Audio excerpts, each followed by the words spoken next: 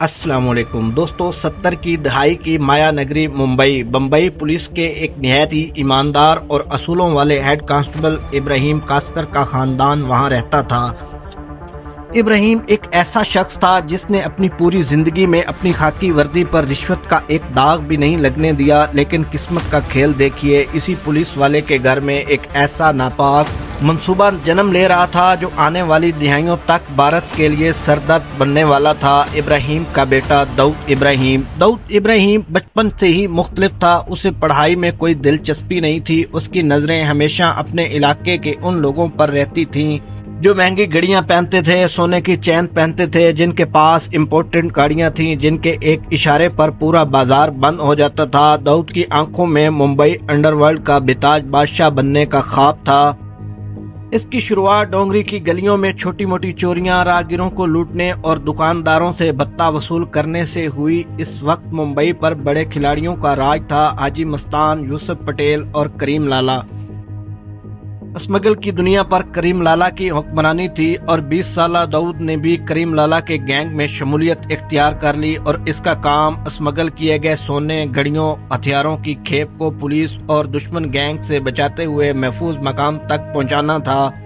लेकिन दोस्तों, दाऊद कोई आम खिलाड़ी नहीं था। वो सांप की तरह मौके के इंतजार में बैठा था। गैंग में करीम लाला के बांजे आलमजेब और अमीरजादा दाऊद की बढ़ती हुई ताकत से खुश नहीं थे। एक रात जब एक कस्टम ऑफिसर ने सोने की बड़ी खेप पकड़ ली, आलमजेब ने गुस्से में आकर ऑफिसर को अगवा कर लिया और उससे 2 लाख रुपए तावान मांगा। ये रकम इस वक्त बहुत बड़ी हुआ करती थी और ये रकम दाऊद के जरिए पहुंचाई गई, लेकिन दाऊद की नीयत बदल गई। उसने रकम का बड़ा हिस्सा अपने पास रख लिया और थोड़ी सी रकम आलमजेब को दे दी। जब हकीकत सामने आई तो करीम लाला के दरबार में हलचल मच गई। दाऊद को सबके सामने बुरी तरह मारा पीटा गया और जलील करके गैंग से निकाल दिया गया।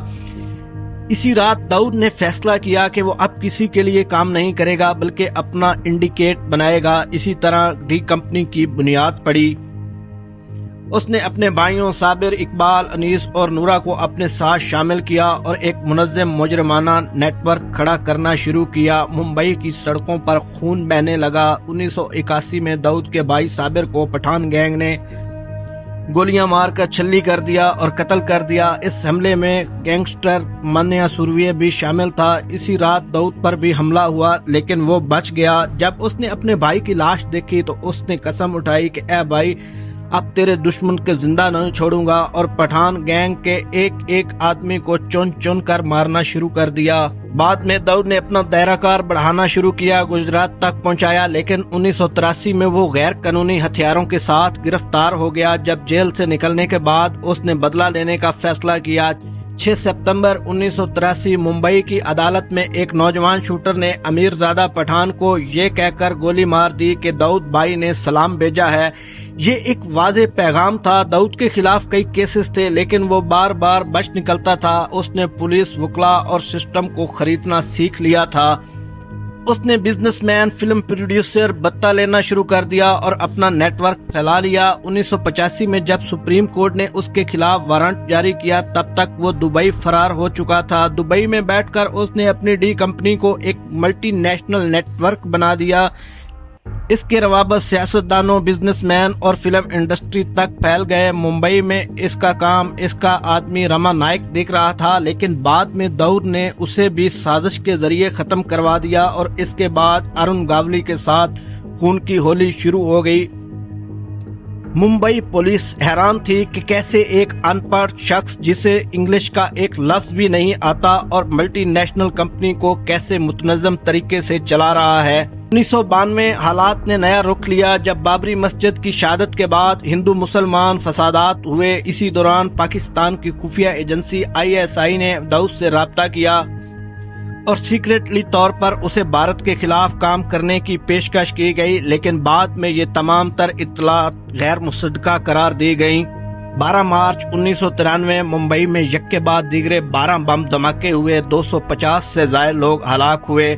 हर तरफ इंसानी अज़ा बिखरे पड़े थे। हजारों लोग जख्मी थे। यही वो लम्हा था जब दाऊद एक स्मगलर से दहशतगर्द बन गया। बाद में इसके गैंग में भी इख्तलाफात पैदा हो गए और छोटा राजन ने उसका साथ छोड़ दिया। 1995 तक दोस्तों दाऊद का कारोबार 2000 करोड़ तक पहुंच चुका था, जो आज का तकरीबन 6000 करोड़ बनता है, और उसका नेटवर्क पूरी दुनिया में पहुंच चुका था। आज बताया ये जाता है कि दाऊद कराची में है, लेकिन बाज लोग ये भी कहते हैं कि दाऊद दुबई में बैठकर अपने इंडिकेट को आज भी उसी तरह चला रहा है जैसे पहले चला रहा था। तो दोस्तों ये थी दाऊद इब्राहिम की मुख्तसर सी कहानी। अगर आपको अच्छी लगी हो तो लाइक कीजिए। अगर मजीद इसी तरह की वीडियो को देखना हो तो चैनल को लाइक और सब्सक्राइब करना मत भूलिए। अल्लाह हाफिज।